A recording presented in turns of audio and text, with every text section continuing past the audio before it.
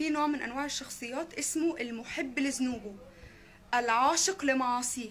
ده يقف مع صحابه او مع اي حد يقعد يقول ايه، انا امبارح جبت 9 انواع حشيش مختلفه ومخدرات وبنات، وخرجت مع مش عارفه مين، وبعدين روحتها، وبعدين خرجت مع مش وانا بضحك عليهم كلهم اصلا. معاصي، ذنوب ذنوب، خطايا خطايا كتير يقعد يحكي فيها. اوكي، انت فخور ليه؟ حقيقي فخور؟ ايه الفخر في كده؟ انت مش متربي والله العظيم. ايه اللي انت بتقوله ده؟ ايه وجه الفخر والشرف اللي انت فيه ده؟ مش فاهماك.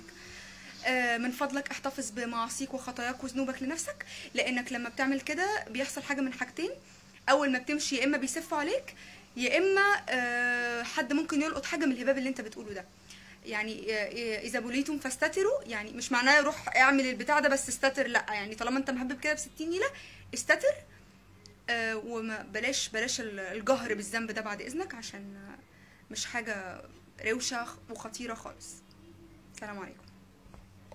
لو عجبك الفيديو سبسكرايب من هنا، سبسكرايب، شوفوا بقيه الفيديوهات، ويا ريت تسيبوا لي تعليقاتكم او اي افكار لفيديوهات تانية.